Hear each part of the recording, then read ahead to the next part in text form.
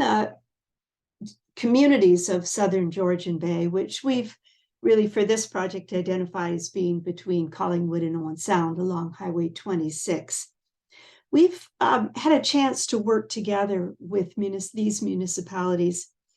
And this video and the information in the toolkit is very much created with the help of Yvonne Hamlin, currently Mayor of Collingwood, Shirley Keaveney, Deputy Mayor of Meaford, Carol Merton, Council Member in Owen Sound, and Jeffrey Shea, Council Member in West Grey. We've had a cross-sectoral group, nonprofit advocates for housing, business, and municipal people working together to try and think through how we move our communities through the housing crisis. And that brings you the toolkit. We've been exploring financial solutions and the role that our small municipalities can play. And so we've had an overlook across the municipalities along this corridor. And we can see that some municipalities are responding with more creativity and with more success than others. The aha is the difference is about the culture of municipal operation, excuse me, how people think, less about regulation, more about how councillors and their staff are using local government processes to approach solution finding. So what we offer in this short video are 3 good frameworks that support municipal problem solving and a menu of 7 practices that we see municipalities using to find solutions. The first of those 3 frameworks is to think about our communities from an ecosystem point of view, and that leads us to think about sustainability.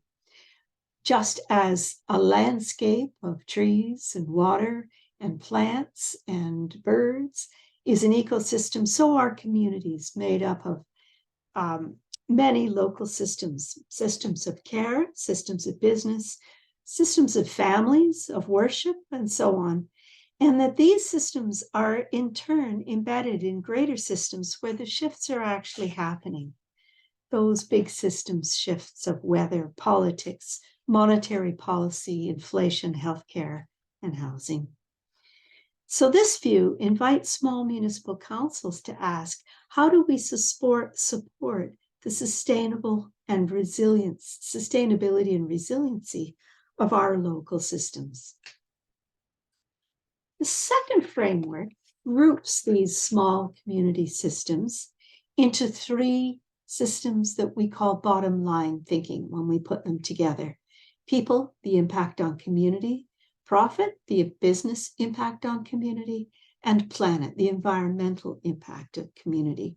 You've probably seen this framework before. What's interesting, especially in terms of housing, is that the solutions are often at the intersections of these frameworks. We tend to think of these 3 systems often as siloed, as if they operate alone. But at the community level, we can see that they are deeply interrelated. Homeless people move into the downtown core, and every single business is impacted. The best new solutions are almost always at those intersections. Social enterprise businesses that are housing developers, municipal guarantees on community loan funds or bonds that leverage local investment, social procurement. And the role of municipal government, they're really right in the middle. This is largely unexplored opportunity in rural to leverage community wealth strategies. It's happening in cities, and it can happen here too. How do we spend, lend, and invest to the best impact on our local communities? The third of these strategies, these frameworks, comes from the UN and the Sustainable Development Goals. SDG 11 particularly is about sustainabilities of local communities. And right now across Canada, there are many different sectors really occupied with the search for context-sensitive measures, whether it's Stats Canada or Community Foundations of Canada or business. So we might look here as well. In SDG 11 has two particular elements, lots of elements, 9 elements, but two particularly that focus on housing, adequate and safe housing, and the capacity for sustainable planning for housing. One of our municipalities in our study region boasts 370 new housing units this year. But are they affordable for the low-waged workers who fuel our current economic drivers in that community? It's healthcare, tourism, hospitality, and retail. And if not, what happens next? No housing, no employees, no business.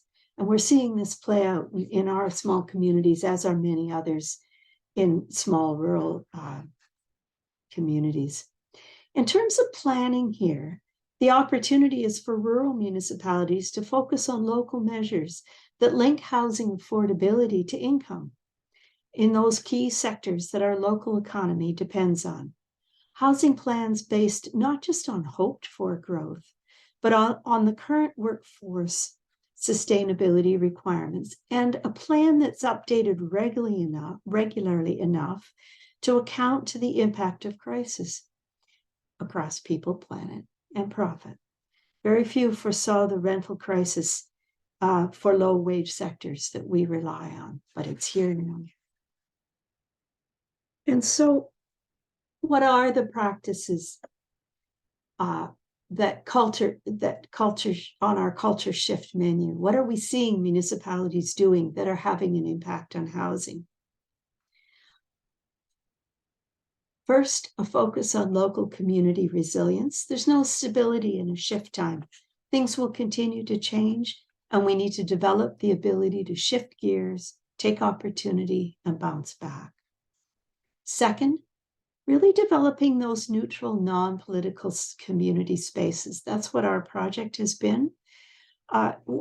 Spaces where people can develop the deeper understanding of a complex problem and the interrelationship of different solutions on impact, as well as learn what's emerging elsewhere in other communities.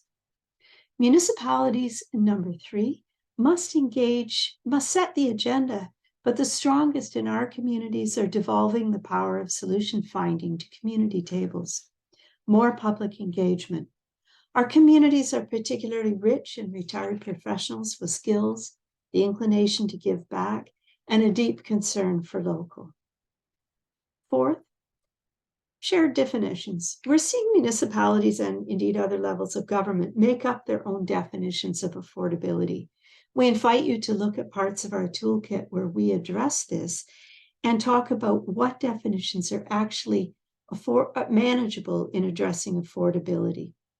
Shared definitions are the hook for collaboration and the start of collective impact. 5, think locally, but also regionally, not one or the other. It's a both-and approach. Local housing task force or community groups can connect to augment local with a regional view. Municipalities need regional data to see the landscape, but it's local data that guides development decisions. 6, look for avenues to leverage community wealth. Many community municipalities are coming on board with social finance strategies to have impact where the market is not. We need to learn how to do this. And 7, mitigate small and enable scale through collaboration. Our municipalities cannot solve these issues one by each. We are too small. We must learn together and then scale the best ideas. This is the culture shift our region's sustainability may depend on.